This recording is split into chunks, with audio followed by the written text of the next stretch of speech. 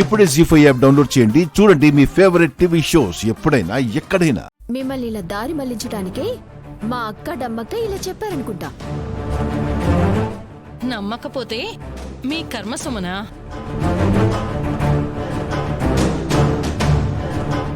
తన మాటల్ని పట్టించుకోకుండా మాలో ఎవరికి ప్రాణాపాయం ఉందో చెప్పు డమ్మక్క.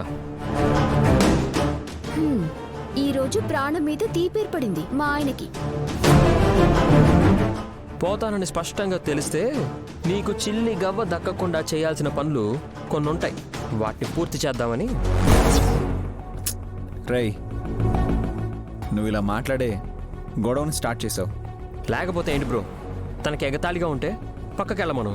మమ్మల్ని ఎందుకు హేళన చేయడం? మీరు ఆగండి విక్రాంత్ బాబు. అందరు జాతకాలు చూసిన డమ్మక్క ఏం చెప్తుందో వినండి.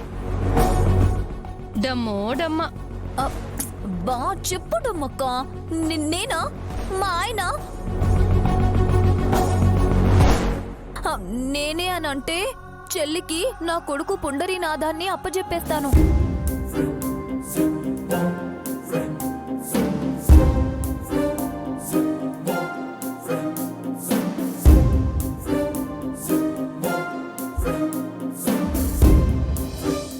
మా వారనుకో ఆఖరి సంస్కారాలకి ఏర్పాట్లు చూడాలి.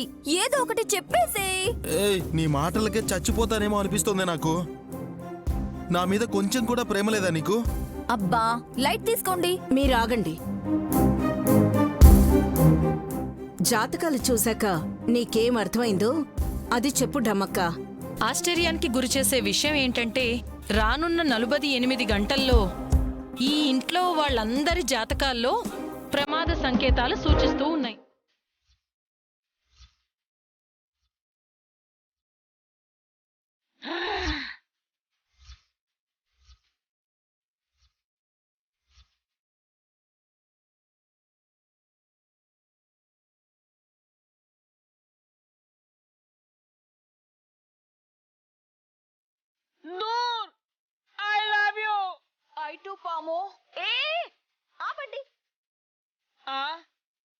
మీ ముసలి రొమాన్స్ మీరును.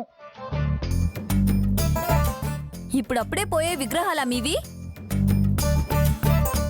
పోతే గీతే గనక నా వంకే చూస్తావే. తలాడు తిప్పు. తల మాత్రమే కాదు, చూపులు కూడా. అరెరే వద్దమ్మా, చేతి కుంకుమ అంటుకుని చూడు. ఏయ్, అది మా మమ్మీ జాతకం. చించేస్తుంది ఈ పిల్ల.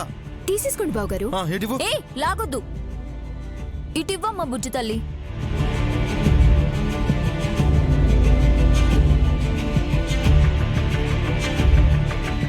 వదినా, హా? చిరిగిందా? ఆహా, no no no no no no. చచ్చేది మాతే, చచ్చేది మాతే, చచ్చేది మాతే, చచ్చేది మాతే, చచ్చేది మాతే. ఏయ్, పళ్ళు రాల్తాయి పిచ్చి పిచ్చిగా వాగితే. గాయత్రి పాప చేతి కుంకుమ మీ జాతకం మీద యు అన్న ఆకారంలో అంటుకొనుంది. కావాలంటే చూసుకోండి అత్తయ్యా.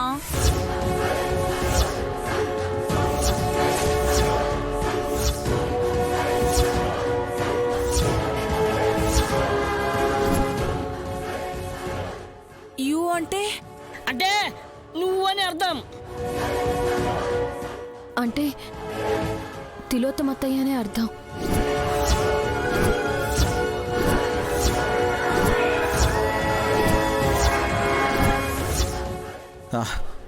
చిన్నపిల్ల చేతి కంటిన కుంకుమ అది. అలా కనిపించింది అంతే. అమ్మని భయపెట్టకండి.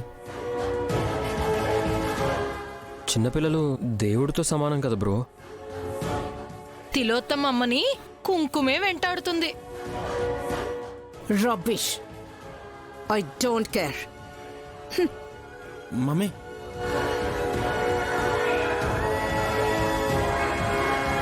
ఓం నమ శివాయ. బా, గంట ఊపడం ఆపి ఇంకా మా చెవిలో ఏం ఊదాలనుకున్నావో అది చెప్పు. మనందరం పిల్లలం కదా పెద్దమాత. మన కోసం అమ్మ ప్రసాదం తీసుకొస్తుంది.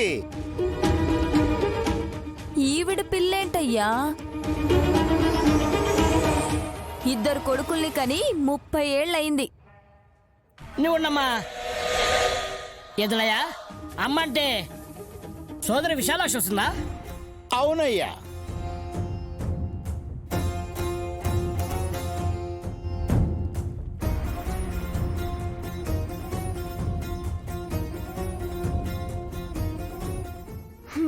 అప్పుడప్పుడొచ్చి మన ఇంట్లో తినిపోయేది కదా.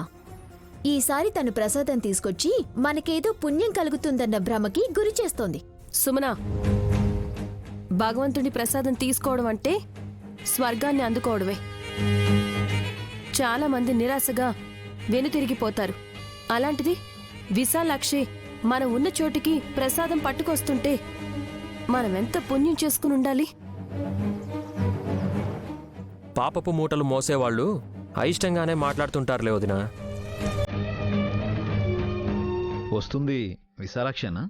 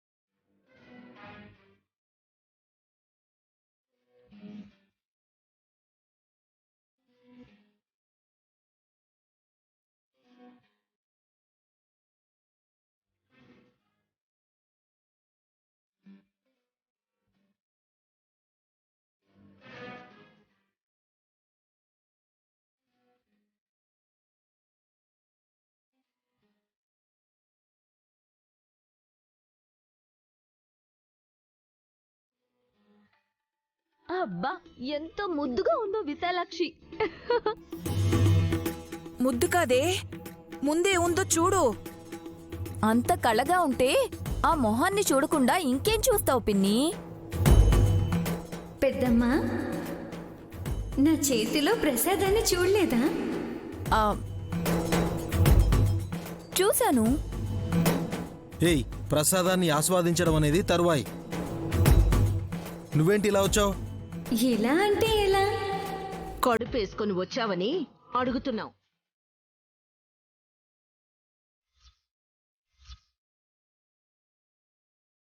మీ కడుపులో ఆకలిగా ఉంటుందని నాకు పెట్టిన నైవేద్యాన్ని మీకోసం తెచ్చాను.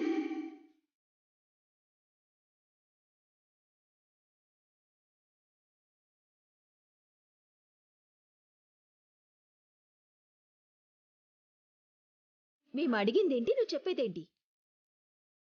గర్భవతిలా వచ్చావెందుకు? పిల్లల కోసం.